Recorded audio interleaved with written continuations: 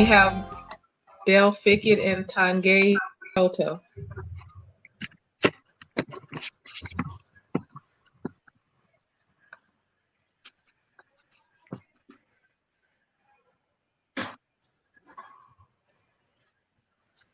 Okay. Hello, Dale, how are you? All right, I'm very good. Are you able to hear me okay? I can hear you just fine, thank you. Great. Hi, Dale. Hello, Francis. How are you today? I'm not too bad, thank you. Great. Great stuff. So I'm going to introduce you, I think, as we wait for the other speaker. Yes, that's fine. We can go ahead and start, yes. Okay, great stuff. So Dale Piketty, I think, as you see here, serves as president with overall responsibility for the organization's pursuit of its mission to help more people become business owners. RVA Works is a public charity providing education, technology, and consulting through a national network of over 50 program sponsors and volunteers. Fickett has previously served in advisory roles on the Governor's Social Enterprise and Impact Investing Working Group in Virginia, the US. He's also worked and served as under the US Senate Small Businesses Productivity Award Panel and also the Virginia Business Incubator Association. He has authored a book called Faith and Sustainable Economic Development Towards More Just Economy, and also co-authored Development Entrepreneurship in Sub-Saharan Africa, Assessing Financial and Social Returns. He has lectured and conducted related research at Trinity College at Dublin, the Wharton School, which is the University of Pennsylvania, and Virginia Commonwealth University as well. He's also lectured at the Northwest University. Previously, Piketty serves as the strategy consultant in Accenture's European financial services practice, leading strategic planning and IT transformation in multinational banks. It's a great privilege again as I welcome to you Dale Piketty as he makes his first presentation before we bring in Tongayi Choto. Thank you. Thank you so much, Francis. And Nicole, thank you for managing all of the process here. I know administering these sort of things can be, kind of a big juggling act. So thank you for that. My pleasure. Yeah, I really enjoyed listening earlier to Dr. Van Wood, who's a colleague of mine who I know from Virginia Commonwealth University. And it was also great listening to Tawani and Nelly. Before I really get started, I should also thank Kambo Chunda for asking me to join this conference. And previous to this, I was not familiar with Anakazi, but by sitting here and listening to everything going on, it's incredibly interesting to me because it sits at the intersection of my work from a faith perspective. I'm very active in the church. I have attended several humanitarian missions in Haiti on the Central Plateau. As Francis mentioned, I've done work in relation to economic development and the alleviation of poverty through business growth and the ability for people to essentially to become business owners, to provide for themselves and for their families.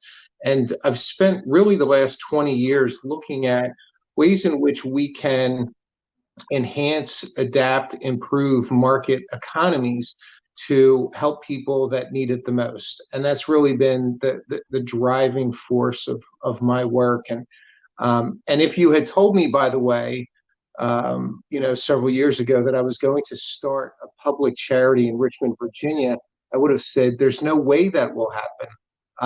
I'm, consulting. I'm, as Francis mentioned, I'm doing academic work at Trinity College in Dublin, which is in Ireland, and doing some project at the Wharton School, which is in Philadelphia. But we never know where our path will lead, right? And so what I want to do in this time that we have together is just to lay the context a little bit, which I think is helpful for anyone who's thinking about entrepreneurship or they're thinking about starting a business, or perhaps they already have a small business. And then, of course, there are other stakeholders around the world of entrepreneurship who are interested in supporting people who are starting and operating small businesses. So I want to just set the context a little bit. Then I'm going to talk a little bit about access to capital and what people should be thinking about in relation to getting capital for their business. And then I want to migrate over a little bit into technology and some of the really exciting things that we're doing based here in Richmond, but which are really applicable for any new or small business owner, regardless of where they happen to be based. So I hope that's a decent outline of what I'm going to cover. Does that sound okay, Francis? Go for it. Okay, all right, wonderful. So I think that the natural starting point here in terms of context is really important, because we have a need to really understand the world that we're operating in. And as we all recognize, it's very dynamic. And as some of the other speakers have referenced and spoken about to an extent, has been sorry about that, has been the extent to which businesses are connected to one another. So here we are with really an opportunity to leverage the greatest amount of connectivity, of sharing of data, of sharing of connections, of sharing intelligence, information, and so forth. So we're in this incredibly connected world where we can have conferences like this with people, literally on several continents. And as we think about that level of connectivity, I think it's also really important to think about the implications of those connections. And so when I think about those connections, I think in terms of social media equals social awareness, right? So we're all much more aware of what's happening in other cities and other parts of the world than we ever were in the past. Before, we were totally reliant on mass media, and now we're able to get information much more quickly from people that we may know in a city, in a place that's international. So I think that level of connectivity is really interesting, particularly when we think about sales opportunities. So that's one point, I think, in terms of context, that's really important. The next one is really about the ongoing debate around the new social contract. So when we think of issues around sustainability, the 17 Sustainable Development Goals, when we think of what's happening in terms of migration of people, generally south to north, happening from the Middle East and parts of North Africa into Europe, as well as from Latin America into the United States. When we think about climate change, when we think about these kind of large-scale global challenges, I think it's I think that there is an ongoing debate about the role of business in terms of helping to address those challenges. And so I think we could kind of go around the group of stakeholders, whether we're talking the public sector, private sector, small business, large business, trade associations, NGOs, and others. I think that there's a really big discussion in terms of how do we address these challenges and do so in a collaborative format. And it's not particularly self-evident how we will come together in order to do that, but certainly part of what's changing, and this kind of this shock which has happened, we have COVID-19 happening, this pandemic is hitting us, and the backdrop, right, has really been one of connectivity, one of these discussions about the new social contract.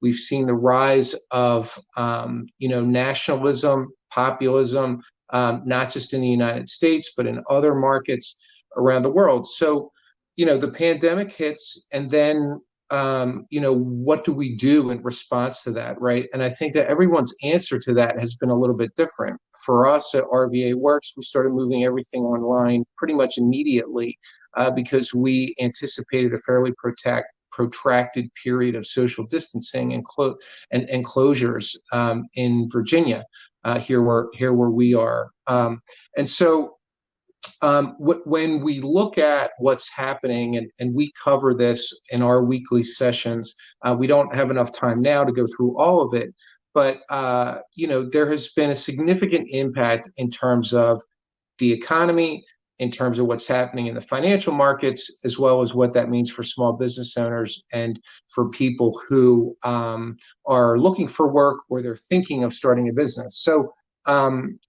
just to wrap up the context of what's happening here, I think it's also important, and one way that I like to segment this a little bit so it's a little bit more manageable, is to think really about business models, which are one way in which we can help affect change, whether it's through a social enterprise business model. It could be creating a social impact bond or pay for performance model. We could create just essentially a for-profit business which was addressing some sort of social need and for which impact investing may be relevant.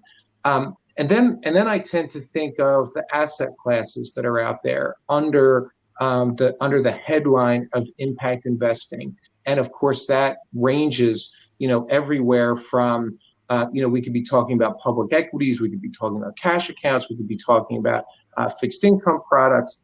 And then the third bucket is really around policy. So that helps me to kind of wrap my head around some of these topics when people are talking about, hey, I want to start up a business, I'm thinking about this, and by the way, I'd like to have some sort of social aspect or social benefit to this. I think it's really helpful to have that framework in mind so that I can understand, is this person talking about a policy, or are they talking about a particular asset class, or the way in which finance would be provided for this sort of project, or are they talking about a particular business model? And I think sometimes we can really get lost in some of the terminology.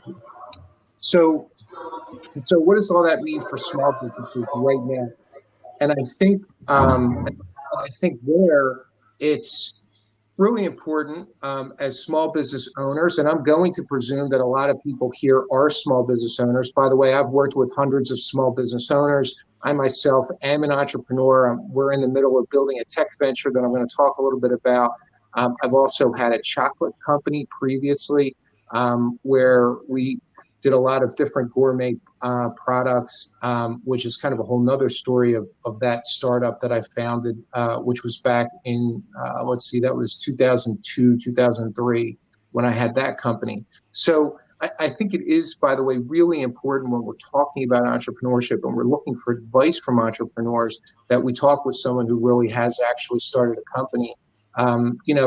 I always use the metaphor of physicians, doctors. There's a reason why we ask doctors to teach medicine, right? Because they're the ones who really know how to do it. And so I think that's kind of an important point. I know, certainly that in the world of small business, it's a great point to start. It's a great way to start, to think about what stage am I in? Is this ideation? Do I actually have a prototype or a service offering that is ready to go, that could be sold? Or do I have some work to do to refine that prototype? I think that it's very important to be clear in terms of where am I in terms of the development of this business. The other stage in which people find themselves is making initial sales. And I've found that a lot of people are, articulate in terms of the idea that they're contemplating. They understand the market that they're addressing, but then really they can have a little bit of difficulty in terms of transitioning from that ideation stage into an actual prototype that could be sold to a customer. And so I'm always looking at what I think is a key indicator of potential success is sale number one, right? Has this person been able to sell at least one of these things to someone? And then, of course, the next stage is scaling. So that's initial sales have been made, and now we're moving into growing and formalizing the business. So that's one thing that I think is really valuable, because the sources of capital which will be relevant for businesses at those stages will change. The other is about something that I call sales trajectory. So is this a small business that's designed to stay small, or is it a business which is designed from the outset to grow and scale rapidly? And if it is designed to grow and scale rapidly, then the range of potential investors changes. So their equity investment may become more relevant. I always have to caution people, though, that really less than 2% of new business owners in the United States will be able to attract venture capital. So when someone's telling me that they would like to go down that road, I always caution them that very few people attract venture capital, and that for those people who do, they're pretty much ensuring that they will not be in control of that business as the venture capital firm becomes more involved, as their subsequent rounds of investment, professional money managers become more involved, and the founder could end up hiring the boss that will come in to take over control of the company. So that's a big decision to make. If one wants to stay as a small business, I think that's a fine idea, by the way. I know a lot of small business owners, including people in my family, who have gone that route and done quite well as a result of it. Overall, the goal is to get to a point of being bankable, where a loan underwriter would look favorably upon one's business. I think before being bankable, people utilize their own sources of capital. They may have assistance from friends and family. Micro loan programs such as Kiva and other kind of regional and national micro lenders can be helpful. Here in the United States, we do have programs that are available through community development banks, other community development credit unions. There are also a range of different grant programs available. Some are federal, some are through the state. Small Business Administration is a great way to connect into some of those resources. And I also always encourage people to really think about what they're uniquely bringing to the table. So if someone's a veteran, if someone's a woman, if the founder happens to be a woman or an ethnic minority, or someone is coming to the table, and has a very close connection to their church community or to the faith community, there can be grants and forgivable loans available through those different avenues. And there's a great book on this called Target Funding that I recommend. The author, Kedma O, was a previous speaker of ours on one of our Zoom sessions, essentially talking about this topic, access to capital. And I think it's actually really important to understand, as I said, where am I in my business? What is the growth plan? What do I realistically think is possible in terms of the development of this business? And then, therefore, what are the sources of capital that I want to tap into?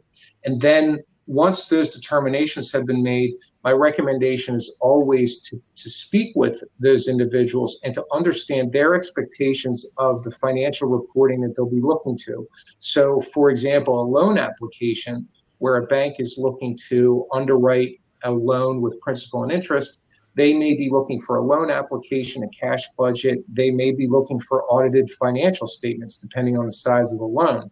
On the other side, if we're talking about an equity investor, then we're talking much more about, a capitalization table and a term sheet which outlines the deal that's been struck with an investor. So there's a little bit of a variation there depending on the person to whom the entrepreneur is approaching for capital. The other thing I'd mention on this, and actually this coming week, on one of our Zoom calls, we're going to be covering revenue share agreements and some of the legal aspects of revenue share agreements, which may be new to some people, but essentially we can think of this as a royalty or a licensing where an individual is loaning money to a small business owner contingent on the level of sales. So the repayment of the loan is linked to the sales that the entrepreneur will achieve. It's not linked to principal and interest. So it's just a different model. It is for a high-risk investor. It can offer higher returns, but they're also obviously going to be very cautious in terms of who they're issuing those types of loans to. Okay, so I'm going to speed it up a little bit here and just shift over to technology a little bit. We at RVA Works have long recognized the fact that the extent of our programming is limited in terms of walking into a room in Richmond, Virginia. And so many of my colleagues do not live in Richmond, Virginia, and cannot benefit by some of the programming that we've had. And so what we've done is to start moving much more online under the new brand, which will be Open Trellis. And under Open Trellis, we're developing essentially three pieces. One is about learning, one is about lending, and the third is about investing. So the learning is essentially cohort-based curricula where people are able to get the skills that they need to refine their idea, launch their business, establish some initial sales, and test whether or not this is a business that they want to start. The other thing that we think is pretty innovative is the way in which we're developing some software. It's actually coded in Python. We're developing it on the Django web framework, and this is a Q&A format for small business owners to essentially pose questions to one another, to get answers to those questions, and also to connect with those people who provide good, solid answers. And those, and so we can think of that as kind of peer organic mentorship. And then the other piece about lending, which is also pretty exciting, is all about helping people get small business loan number one. So that, and so we're liaising with a UK-based professor, essentially looking at the ways in which we can utilize some of her previous work, expand that work into unsecured lending and leveraging artificial intelligence to essentially to crunch the numbers and to come up with ways to maximize, or I should say optimize, profitability as we look to extend capital for new small business owners. And then the last part is about investing, which is much more about people who are leaving a large company. They're looking to roll over a 401k. They need essentially assistance in terms of managing those funds, or they've recently sold the business and are looking for assistance in terms of managing the proceeds of the sale of their company. So that's the sort of work that we're doing. I'm going to leave it there because I'm sure that some people may have some questions. I know I covered a lot of ground, but I hope that was good in terms of stimulating some thought. Thanks, Dale. That's wonderful. That's a lot of literature which you've covered up there, and material which I think is very beneficial to our viewers out there. I think maybe before I invite some questions, maybe I'll bring in Tongayi Choto to speak about more. I think it's the same issues which speak to IT, and then at the end of that, that's when I'll ask the questions to come through. So, Tongayi, now I'll speak to your bio if that's all right. All right, sure. Thanks for having me. Okay, great. Welcome. So Tongayi Choto is a founder and lead software developer of AfriBlocks, a Pan-African marketplace where African freelancers can provide remote services to clients across the globe. He's a former vice chair for the science and technology sector for the African Union, which is the Pan-African Diaspora Youth Association. As an entrepreneur based in Harare, Zimbabwe, he has shown great leadership in technology space in Zimbabwe and beyond. He's experienced in developing blockchain-based solutions since 2014. Part of the team that received the world's first ever remittance license from a Reserve Bank of Zimbabwe to explicitly use Bitcoin to save some funds. He holds a BSc in Computer Science and Maths from the University of Zimbabwe. So Tongayi, welcome to the platform, and it's your time to speak now. Thank you. All right. Thank you. Thank you for having me. Thanks for the introduction. My name is Tongayi Choto, and I'm the co-founder of afriblocks.com. What afriblocks is, it's a global pan-African freelance network and marketplace. And what we do is we seek talent across the continent, and we vet the talent, we place them on our platform, and we seek services from across the world.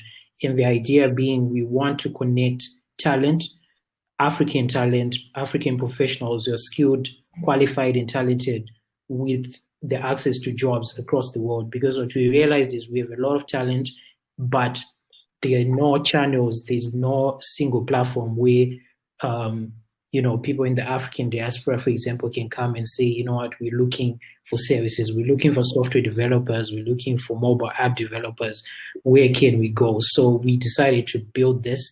And really what we're doing is we are building what you're calling the future of Africa's work, the foundation, that is the infrastructure, the software platforms that we're going to be using. Because if we look at Africa as a whole, we have about 1.3 billion people, and 60% is under the age of 25, which makes Africa the youngest continent in the world right now. So that potential, we see that as a huge potential of untapped talent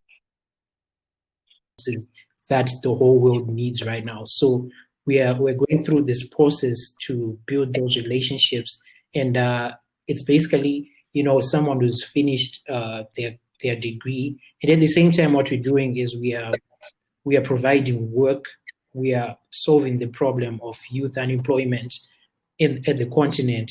And to the client side, what we're doing is we're helping a client who just needs talent, who just needs their business, be it social media management, be it graphics design on a day-to-day business. So one of the things that we were doing is we're working with small business owners because we realized that's also because our platform is a two-sided marketplace. So we have talent on the other side, and we have service seekers or clients on the other side. And what we realized is clients on the other side as well have been facing the challenge of, talent that they can work with at affordable pricing and great work. And on our end, we're looking for those jobs. Is doing is that's connecting, talent. And some of the numbers, like if you look at by 2030, 85 million, there will be about 85 million shortage of talent across the globe. And that's why I keep going back to the fact that what we are doing is we're building that foundation to say when we reach that stage, Africa as a continent will be ready to take on all of these jobs. We're looking at the future of work. Right now, there's a global shift of people doing remote work. I mean, we are right now doing the virtual conference. So all of those things are showing that there's a shift to remote work. There's a shift to the fact that we are now, a global village. We are now no longer bound by the fact that we're separated by oceans and distance. We can now collaborate internationally and be competitive internationally. With because people now are more comfortable, if I may put it that way, with getting their business being run in a different time zone, for example. So those are all the things that AfriBlocks is doing as a platform. And we have had talent register from about 7 African countries right now. And we're looking to keep on expanding to other countries. And we've had clients from the United States, from Canada, from UK as well, and particularly UK, we've had an amazing, interest from the United Kingdom. So we're really a global platform, and we're seeking more and more people joining the network. We've had people saying, I don't need anything done right now, but I like what you're doing. How can I join? We have an ambassador program where people can come on the platform and say, you know what, I want to be able to talk about your platform here in Washington, D.C., be it in Toronto, and in Austin, Texas. So we actually have ambassadors that are in those locations. So that's what AfriBlocks is. And our business model really is geared towards making it as simple as possible, from a client coming on board to them getting a service and to making a payment. And one of the things is we provide a project manager for each and every single job to make sure the job is done professionally at an international standard. The process is simple. We request a service, we manage the project, and you make a payment. We try to make the process as simple as possible. And one of the things that we're actually doing is, I see there's a question about blockchain technology. We are using blockchain technology in some of our processes, and we're actually developing towards that, because there's some issues, small issues, like, for example, in US, there's Cash App, there's PayPal. In Canada, there are the different types of payment methods. Here on the continent, we have, I mentioned that we have 7 African countries, freelancers, they have different types of payments. And what we need to do, and what we are currently doing, is we're developing a digital wallet that will enable, these payments to go on smoothly, because what that will do is it will make business more efficient. Because our lowest hanging fruit where we're starting is it's just the freelancing, but the bigger vision is connecting professionals. We want to get to a stage where you're there in Washington, D.C., in Virginia, and you're looking to have a business opportunity in Zambia, in Ghana, and you'll be able to come on our platform. And because you've worked with someone on a simple thing such as a business card, you're now more comfortable. You now have someone to call when you get in Ghana, when you land in Harare, Zimbabwe. You have someone that you've worked with, and this creates more and more business opportunities. I want to make the point about remittances, for example. Right now, Africa's people who are living and working outside Africa have sent more money to Africa than the aid that's supposedly being sent to the continent.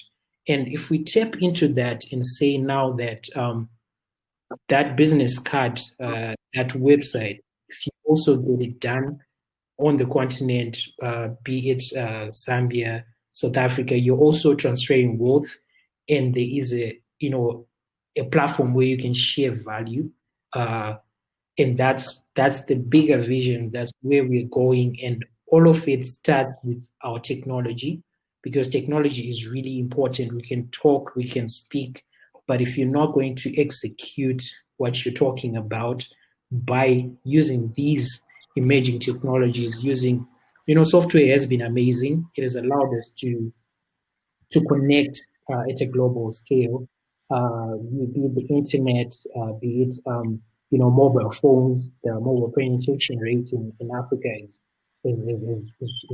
going at an exponential rate. So that's really what AfriBlocks is doing. So the website is afriblocks.com. You can go there, you can request a service.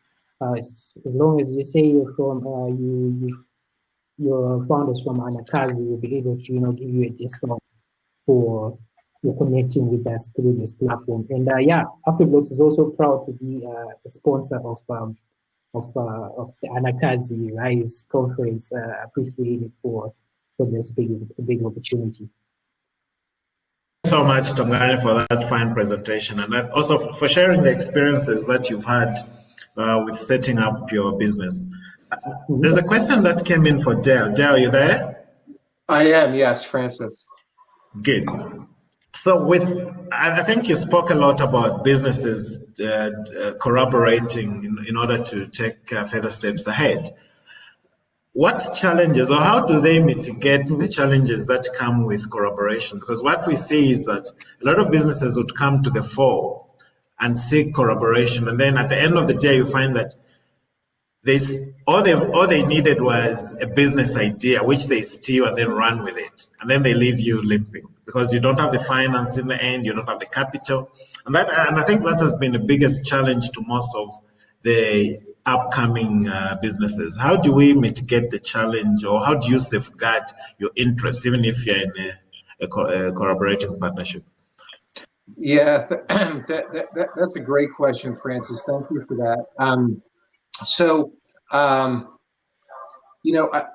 To me, the first part about identifying a business opportunity is that we need to evaluate the problem that people are having and what solution can we realistically provide to them.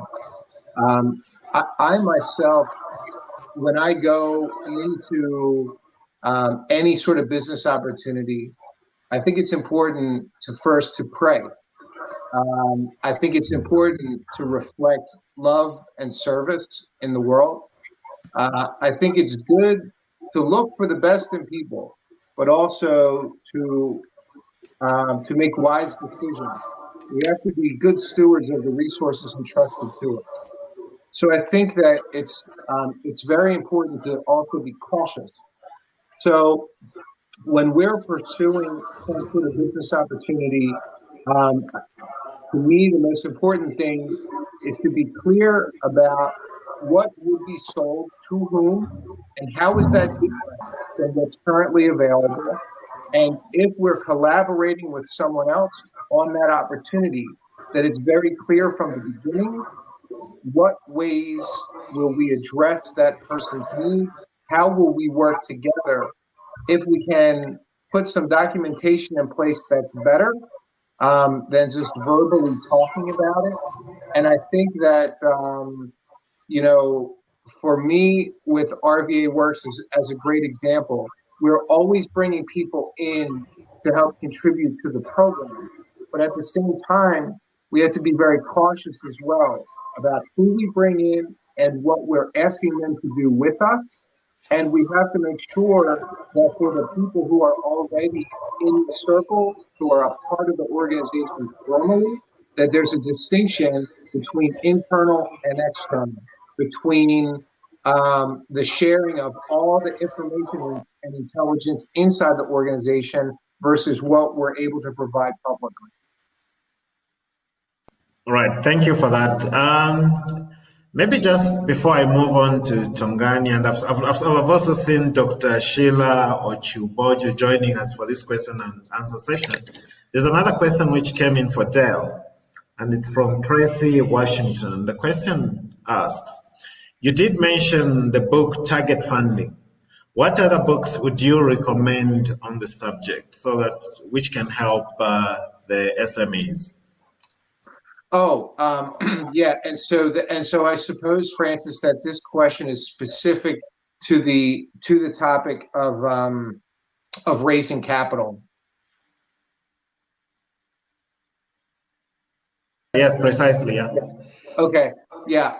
So there are a few resources that I think are very helpful. So I'm going to give a couple of websites. So for people who are based in the United States, the SBA is particularly helpful, sba.gov. There's an article that I wrote, which is available publicly for free on Medium. It's called Entrepreneur Inclusion, What's in It for Me? And in that article, there are dozens of links to a lot of different websites and resources. The other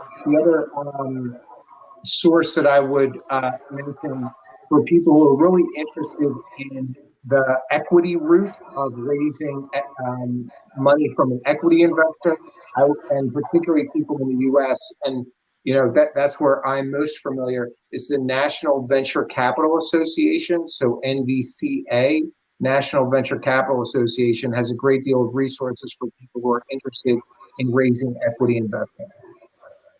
Thank you. And now just moving on. Sorry, Nicole, you want to come in? We can't hear you. Me now? Yes, we can. Okay, perfect. Yes, this is a question for Dell as well on the technology side. One of the chapters that we have with Anakazi is called Learn Anakazi. And that's a platform for women entrepreneurs. So if we are looking into getting tech partners, like what are some of the steps that you could share with us in order to do that, along with some of the other entrepreneurs that are online as well, to, just the process in getting tech partners, which based on what you share with us, is a valuable asset to have, especially for entrepreneurs. Yeah. So thank you for that question, Nicole. And I suppose that this goes back to the point that Francis and I were just discussing in relation to collaboration. So whenever there is a need in RVA Works as an organization, and let's say it's for funding, let's say it's for hardware, let's say it's for someone who is a Python developer, let's say it's for, we're looking for someone who's a UX expert. When we're looking for resources of any kind, I'm always doing my best to put myself in the other person's shoes. So if I'm going to a potential donor and asking for financial assistance, I'm thinking about what would actually be beneficial to her, to him. When I'm thinking about technology partners, let's say for a nonprofit or for a trade association, which I think is where you were going there, Nicole. I mean, my thought is, what sort of sponsorship opportunities can we provide them? How can we provide them the sort of exposure, benefit, access to input of the membership for questions that are on their minds? And that's the way that I tend to think about those partnerships, is really to put myself in the other person's shoes, so that whatever we're talking about collaborating on is very clear. It's a very clear program or project or policy, and this is what I'm asking of them, and this is what I think is going to be the benefit for them. And from that, it opens up, I think, a much more productive conversation, as opposed to just saying, please help me. Very much. You're welcome. I think I want to welcome Dr. Sheila to this Q&A. For those of you who are not familiar with Dr. Sheila, maybe I'll just do a brief intro, if that's all right. Yeah, you don't have to read the whole profile. It's rather long. Exactly. No. I'll just read a few bits from there.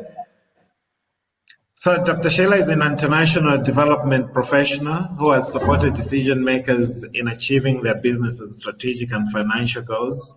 She's also worked for various UN agencies and international organizations.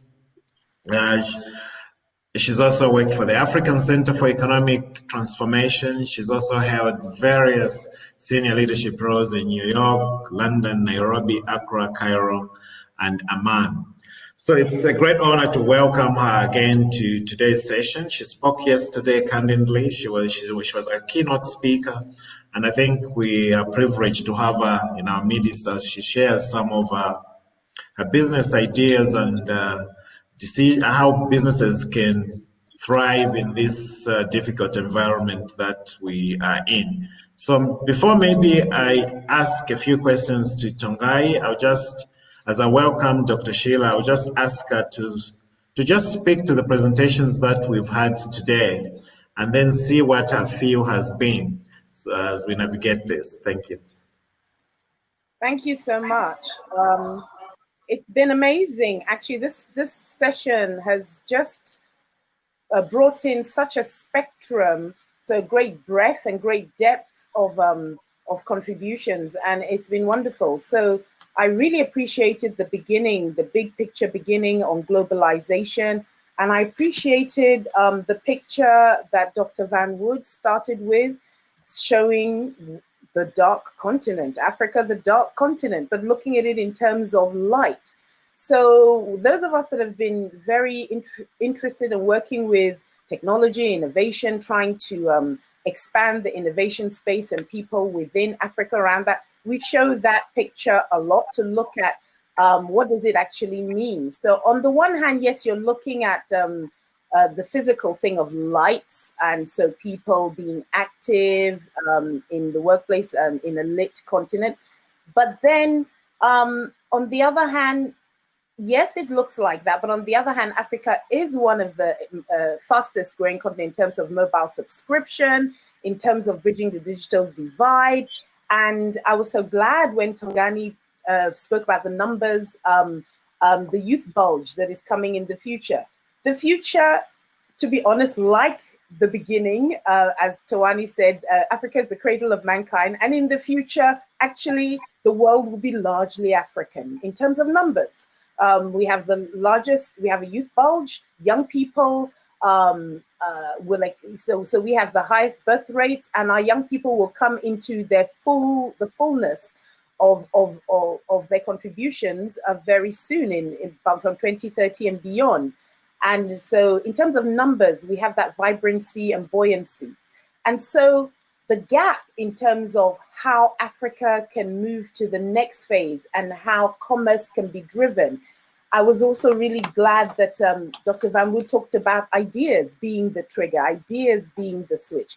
And yes, it's true. And people have known this for perhaps 2 decades now.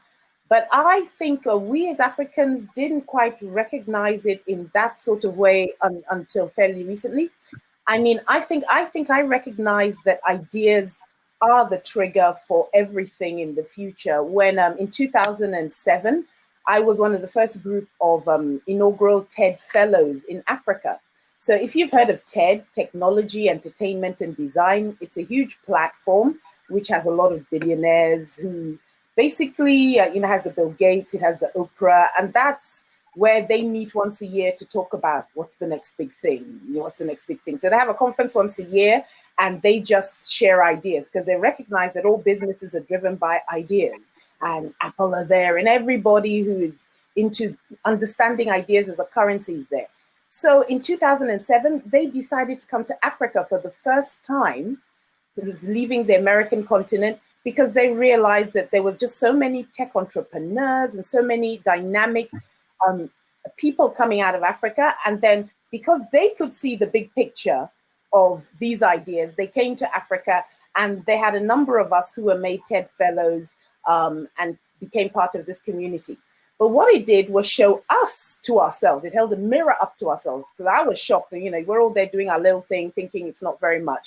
But when you look at the scale of the collective, the enormity of the extraordinary ideas that our young people are bringing up everywhere in the continent, young people from age 14 upwards in TED, innovating and having ideas that can transform the world, not just the continent. So yes, ideas are the currency of the future, and as Africans, we have that currency. And also it's interesting when the idea that we're moving away from land, labor, and capital into this new place of currency of ideas. Yes, that's true. But on the other hand, we still live on land. We still have jobs. We still, exchange capital. And on those three indices, Africa still has a lot of land. And I was really happy to hear one of the speakers, I think it was Nelly, who talked about agriculture. We have land, we have fertile agriculture. And if you bring innovation into that, the innovations that can help to expand that, and how we can grow markets and all sorts of businesses around agriculture, and seeing agribusiness as an opportunity.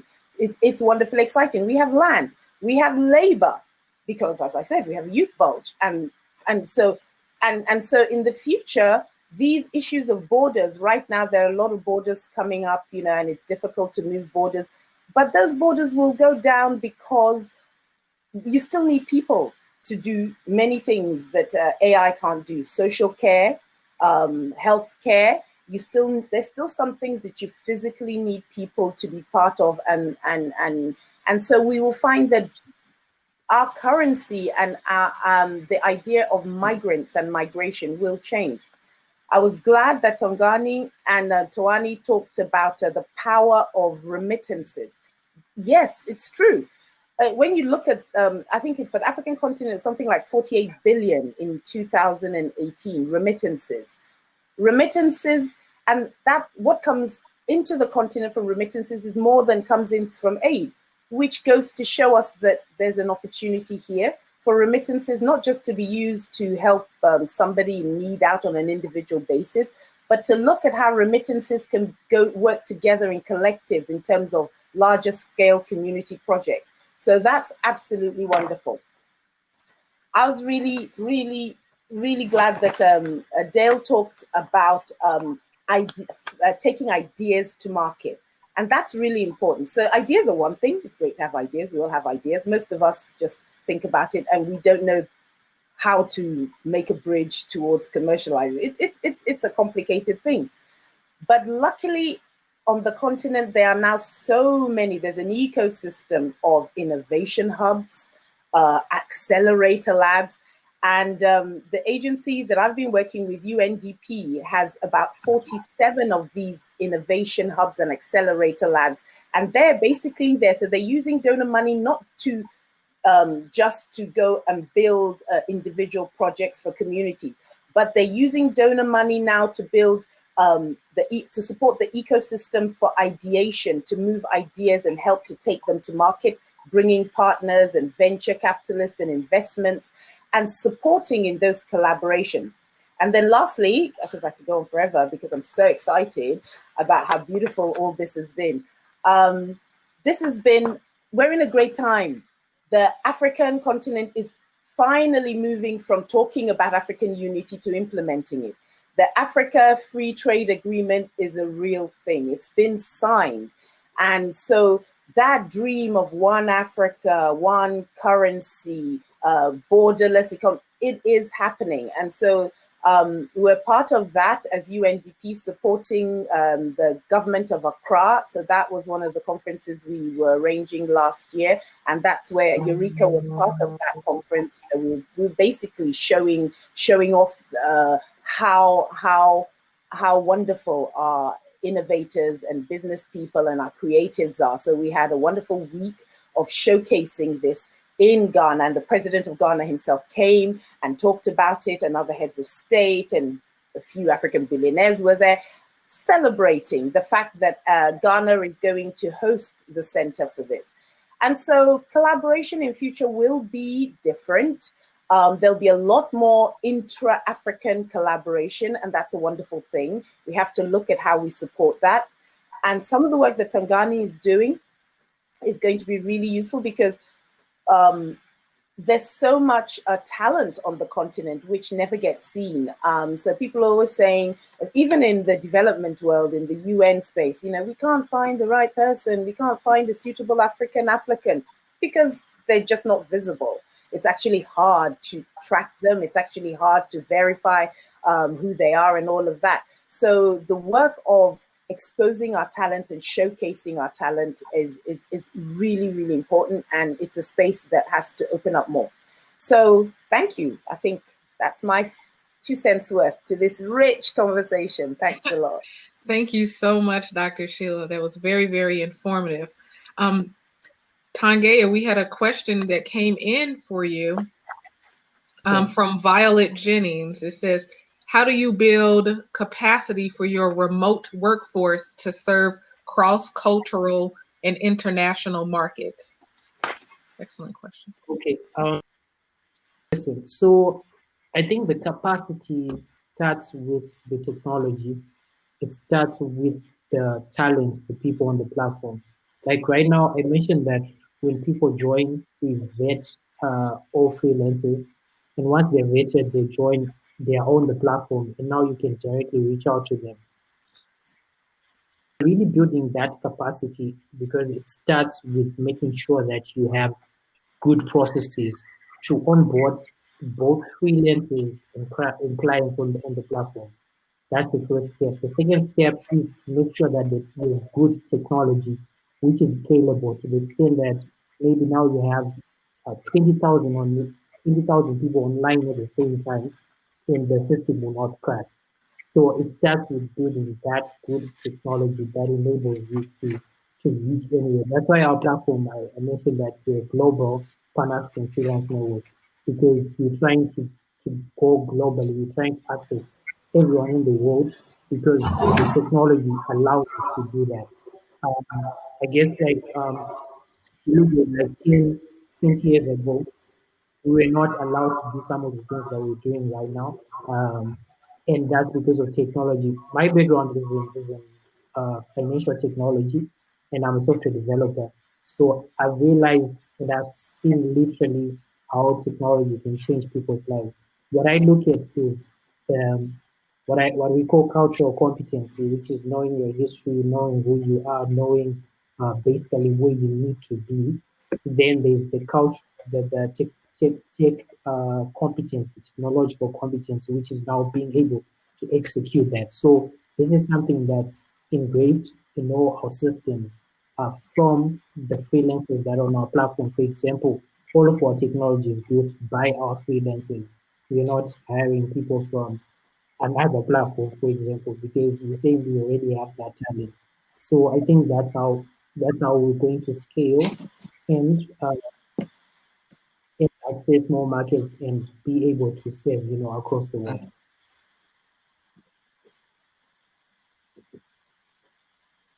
Thank you so much, Tongayi, for that.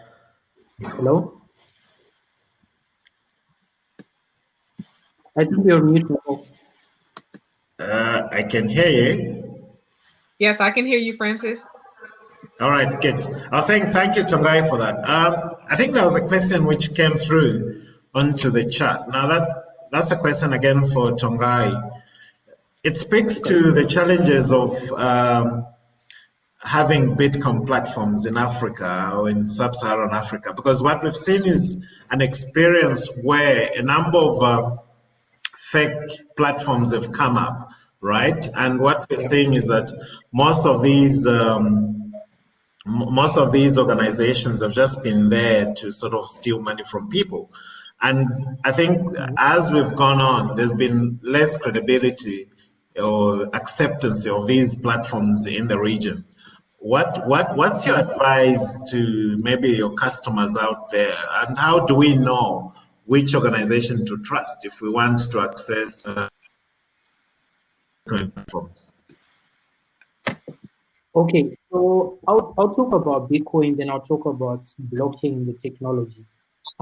Whenever something great comes, there's always scammers. There are always people who are doing the bad thing in terms of anything that comes up. If we talk about USD right now, US dollar that we use it every single day, there are people using it to scam people.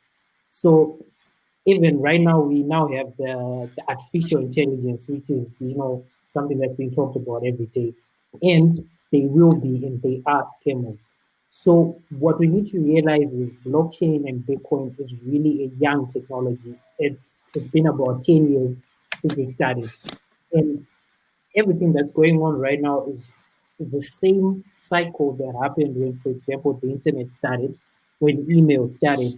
There were people taking advantage of the fact that there are people who don't, the technology is new and a lot of people don't really know how to use it, and they're taking advantage of that to scam people and make money out of it.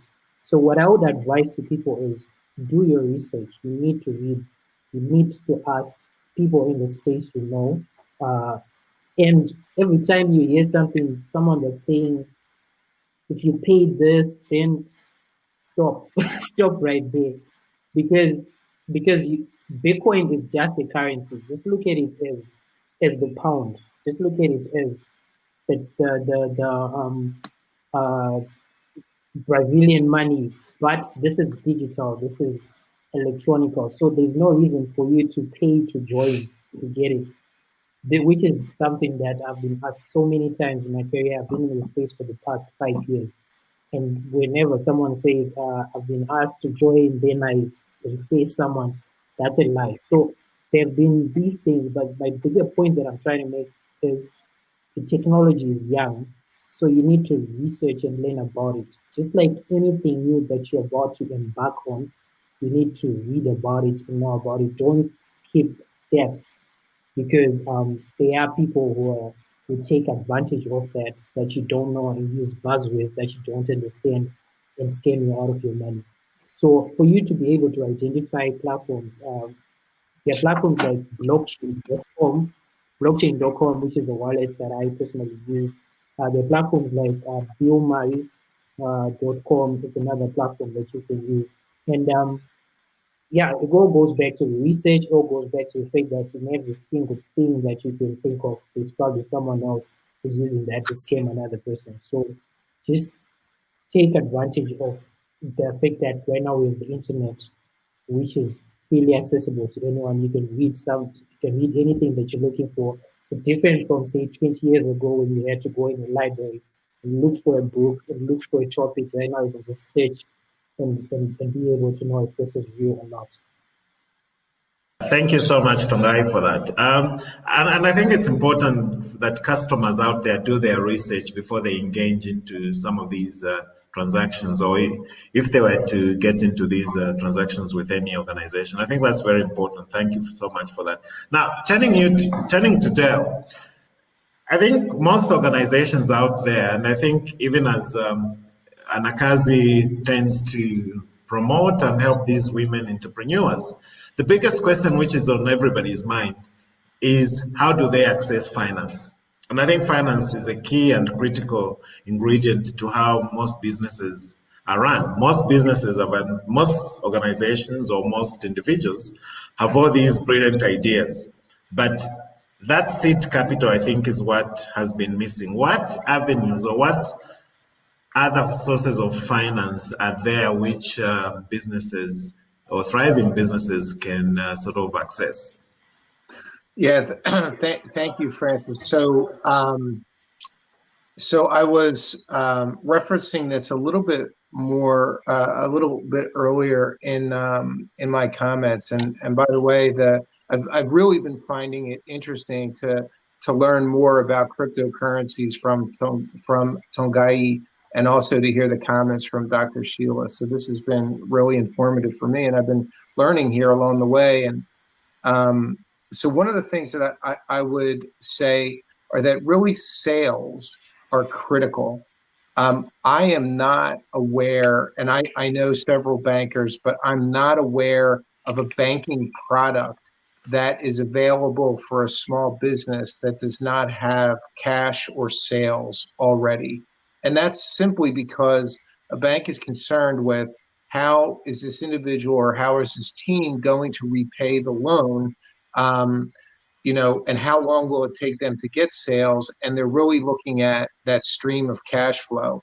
Of course, collateral plays a large part in that as well. If all things go poorly and the business folds, the bank is thinking about, well, how will I recover some of the money that's gone into this? So if there's land or some sort of physical asset that can be sold, if a business happens to fail, then a bank will tends to look more favorably for a small business. So I would say the first source for people always is from self-finance. That's how I got my business started. I was able to take out some loans individually to do that. I think micro loans are relevant. We're a program partner with Kiva. There's individual development account programs in the United States. In other countries in sub-Saharan Africa, I'm not familiar with the national programs or the kind of, or programs available through the African Development Bank. But I can say that crowdfunding has certainly disrupted the space. There are kind of incentive-based programs like Kickstarter. There's equity crowdfunding. There's debt crowdfunding. Indiegogo comes to mind immediately. I have friends of mine, colleagues that work at WeFunder, out in the Bay Area and San Francisco. So there's certainly a range of different crowdfunding options that are now available. The other source that I would mention, though, and always my number one, is sales. If I'm able to secure a contract with a business that's interested in purchasing what I have to sell, that's really the best source of capital. I'm always looking at sales over any other source. Once I have some sales, then I can think about how many sales do I need in order to qualify for a bank loan, or how many sales do I need in order to really have a credible conversation with a potential investor and to go down the road of getting an equity investment. Thank you so much for that insightful answer. Maybe I'll turn over to Nicole. Any questions from you? Yes, there's some questions that came in, more questions that came in for Dell from Chipo Chebwe. I probably said his name incorrectly. But he says, are you saying that your organization connects the business idea to the funding resource? Oh, well, that's a great question, Nicole. Thanks for sharing that. Yeah. So what I'm saying is that we currently have a series of different discussions that are happening by Zoom. So people are able to dial in on a weekly basis. We list all those on meetup.com. If you happen to go on meetup.com and look for RVA Works, you'll find us. So we have those Zoom conversations happening all of the time as an educational resource. We're also now having people come in to learn about how to start up a company, right, and to develop the core skills that they need to do that. When it comes to finance, we are in the process of developing an online lender. So we have some academic research that we're initiating now with some of my colleagues, which I alluded to earlier. And so we're not a matchmaker, but we will be an online lender. Okay, that's great. Thank you. And then I have a question here for Tongayi from Profit Silence. They're asking, which programs do you utilize to protect Afro Block clients and freelancers from being victims of cybercrime?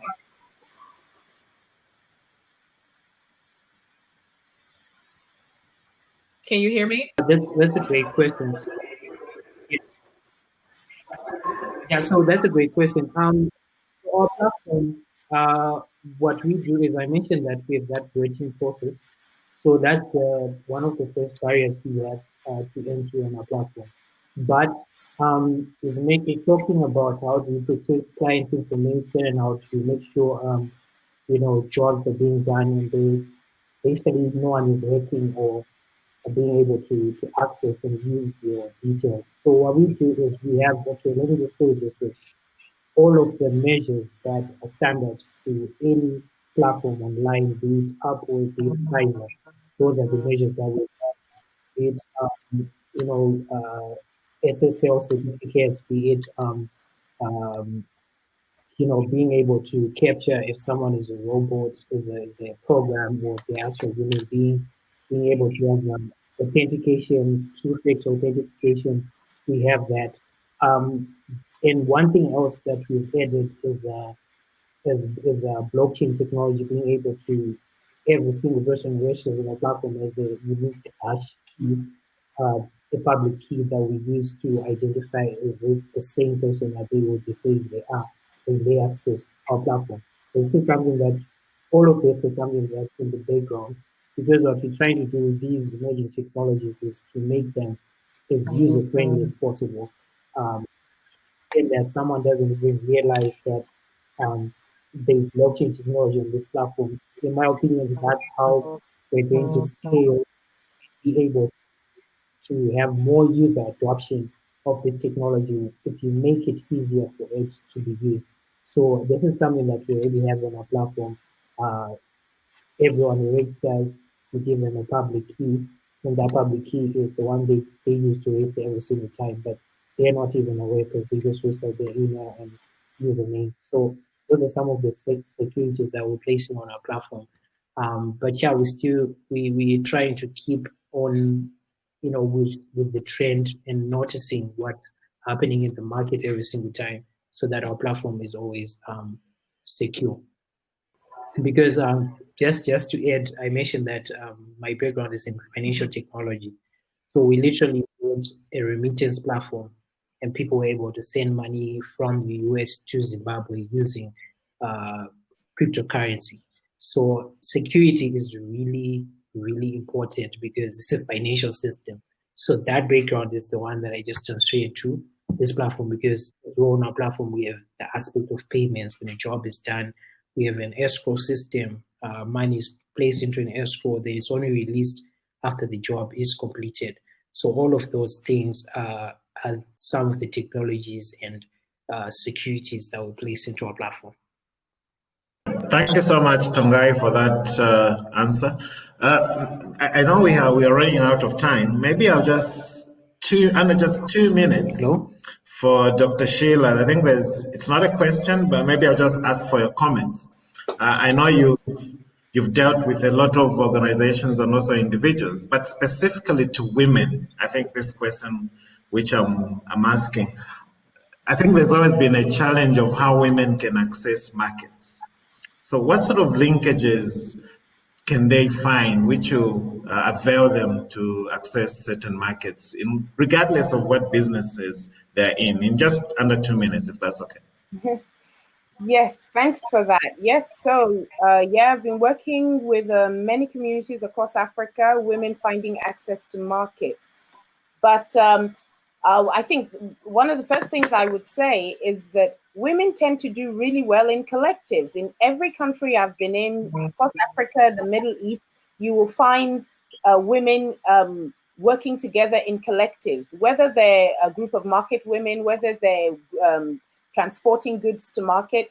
And so because they come as collectives and together have self-organized with a set of values and principles, it becomes easier then to create a bridge to take them, either to help facilitate them take their goods to market, or to bring a partner on board who perhaps creates a website or a link or a payment platform.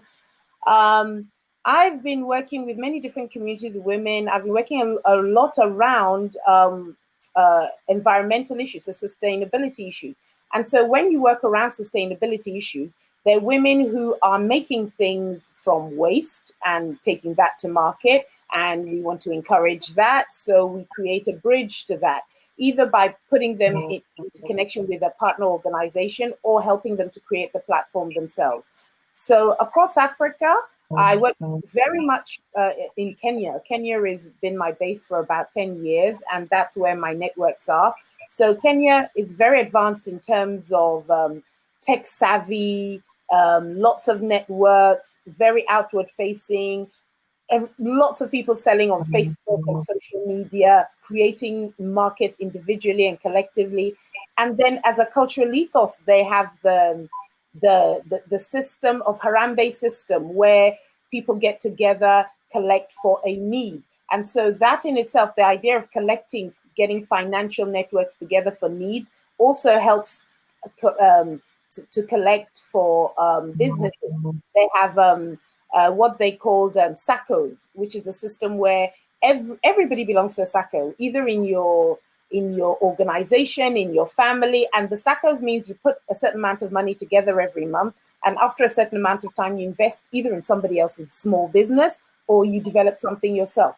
But the idea of collecting to make money, especially around East Africa, especially in Kenya, and especially with women, is vibrant, it's growing, and just has to upscale by connecting to digital platforms. Thanks.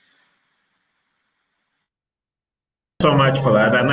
And I think as we come to the end of this session, it's important that I may point out to our viewers out there that there are a number of questions which we didn't cover.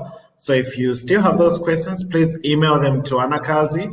I think Nicole will provide the email or access points which you can use and then these questions will be answered. So again, I think it's been a great pleasure and honor to moderate this session. I'll just try to summarize a few bits which were sort of highlights for me as we started the program.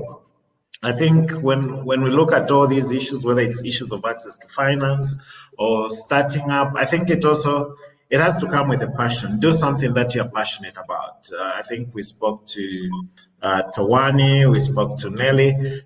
It's their passion which has driven them to where they are as entrepreneurs. So, and I think it's very important that at times we tend to be blinded by the fact that there's so many challenges or endeavors or hurdles that you may face. But once you take that first step, I think it's better. Always engage in that first step, regardless of the challenges.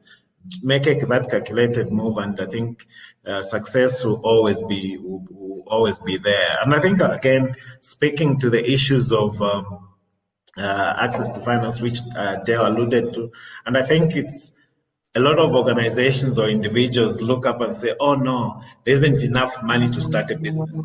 But start with the little that you have within you. Don't go out there looking for expensive finance, be it a bank or everywhere. Start with the little that you have, because the risks of starting with a low income or minimal capital is always that the little that you have, there are less risks, if I may say. But as you go on, I think you might find ways and means of accessing more funding, even from the little that you've started with. I think it's important. And also the experiences which Tongayi spoke to. I think it's always important that we take issues of artificial intelligence on board. I think artificial intelligence is the biggest thing as we drive our businesses going forward. There are a lot of opportunities in that sphere, which a lot of young and upcoming entrepreneurial who are tech savvy can sort of exploit, especially the women who we are speaking to today. Take that opportunity, get that initiative, go into that sphere and learn what it's all about. It's always important. Anakazi will always be there to provide this platform. You can always come back and ask more questions. I hope there will be more opportunities which Anakazi will avail, through which most of you can access, and advice will always be readily available. I think Nicole will provide the details as she wraps up. So again, it's been a privilege and honor to be moderating on this, as I've met a number of people who are experienced in this field. And I think I've learned a lot, even if this session was mainly biased towards women. So again, thank you so much to Anakazi. Thank you so much. Thank you. Thank you. Thank you, everyone. Okay, at this time, we will take our afternoon break. We will resume at 2 p.m. and we will start our next panel, which is the workforce panel. Any information, again, that anyone needs, who mentioned some questions in the comment area, I will leave our email address for you so that you can send us the questions, and then I will be sure to connect those questions with our speakers so that we can have a connection and be sure to get everyone's questions